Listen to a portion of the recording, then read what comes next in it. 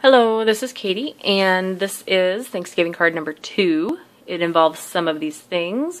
There are some Mama Elephant colors, and all those supplies will be linked down below. I have a stamp from the same set that I used in the last video, the Day of Gratitude stamp set by Stampin' Up.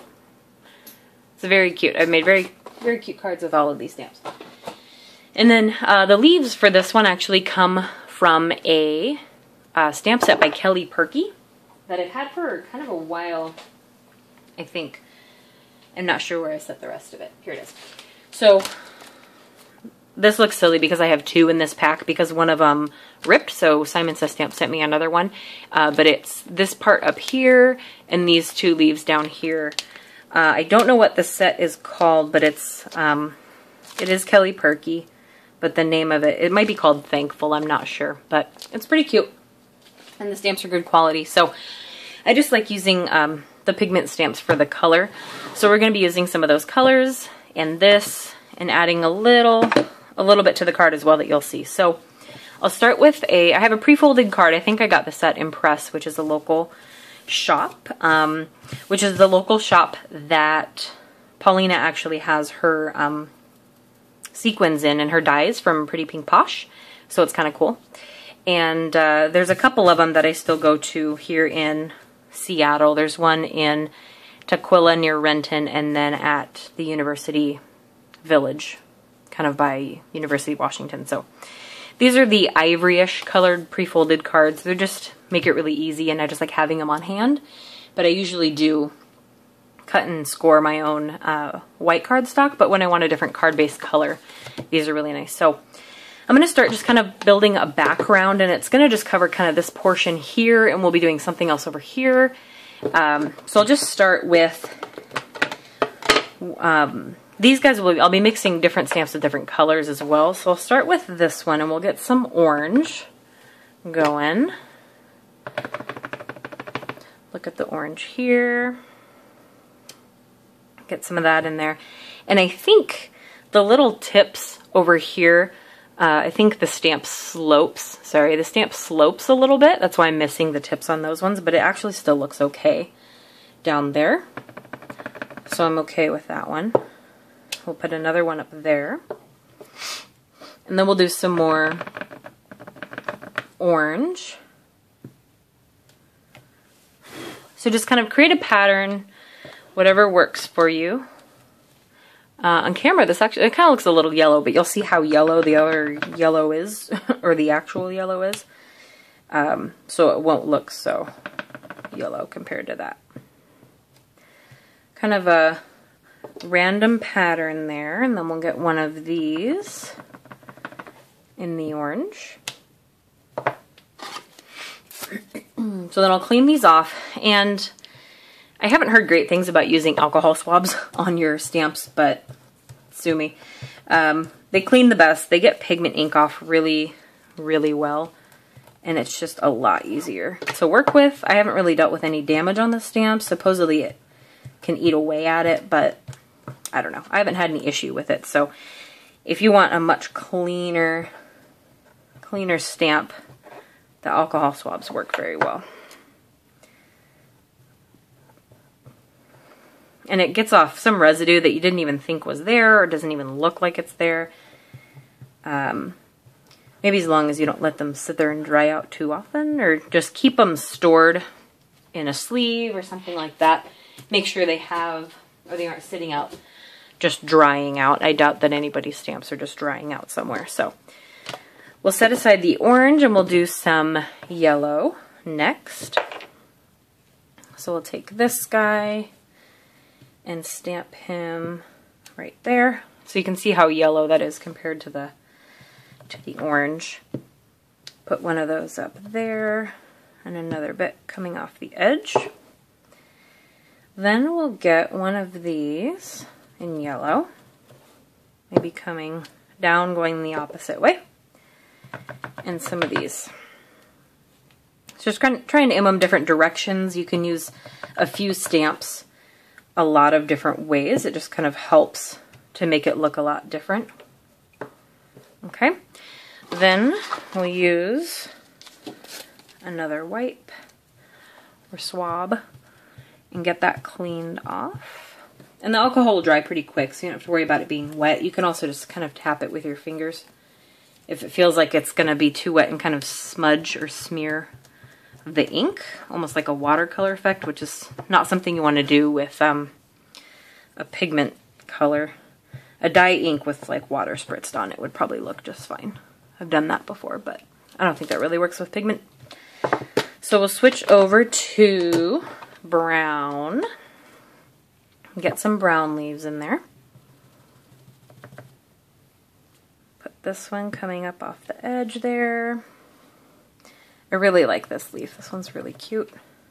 Put some in there, and then this guy. Get that more centered.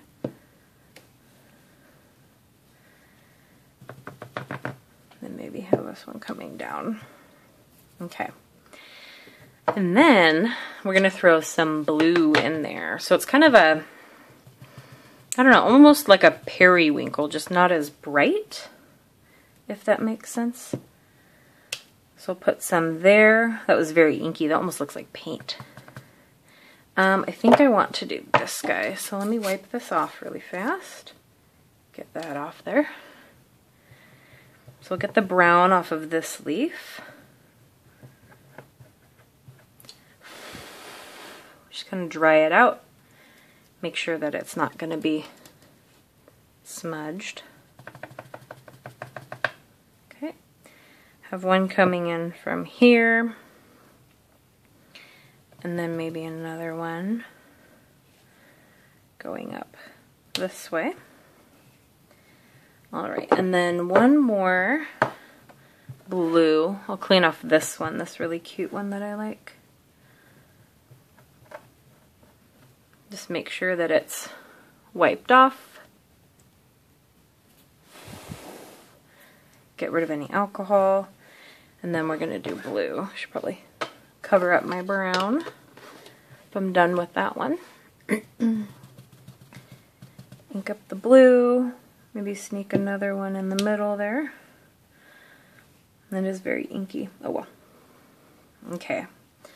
So I think maybe one more off the edge here will be enough blue for me. Okay, and then we'll cover that up. So I'll clean the rest of the stamps when I'm done there. Okay, so then what we want to do is take our sentiment and find an area where it basically isn't brown, because it probably won't show up as well. I'm still going to use the VersaFine Onyx Black so it has a more crisp sentiment. Okay, so then we'll pick that up. And I think this is a little bit tilted. So when I do stamp it down, I'm going to tilt it a little bit to the right, because that's kind of a mirror image opposite thing. When I go down, it'll be straight a tiny bit to the right, and hopefully that'll come out crooked. Yay! Oh well. Sometimes I tilt it too much. I always overestimate, but that's fine. So it does work over the brown, which is good. It'll still show up, but it is a little crooked. So one thing, I'm trying to think. One thing I could do, it's just going to be crooked. Anyway, so that's fine. I may or may not use that, but who can tell, right? All right, so then the other two things I've cut, because I had another one that was not so crooked, by the way. I made this one first. And so these are the blue strips we're going to add. These are actually exactly the same length after I chopped it off. So I'm going to use these two pieces and add that bit on there. This one was a little straighter, so maybe I'll send that one out. So I'm going to use tweezers to hold on to that, and the Tombow Mono Multi liquid glue, which I've gotten a little more used to. Just need to know not to squirt so much on there. So all it needs is a little bit to stick down, and you really do not need that much. So start up at the top and put that down. And I might need a little trim off at the end because I think it's just about 1 millimeter longer than it needs to be. Then we'll do the same for the thin one. Again, very light glue. Really don't need that much. It'll definitely stick. This stuff is very, very sticky, so very thin glue is fine.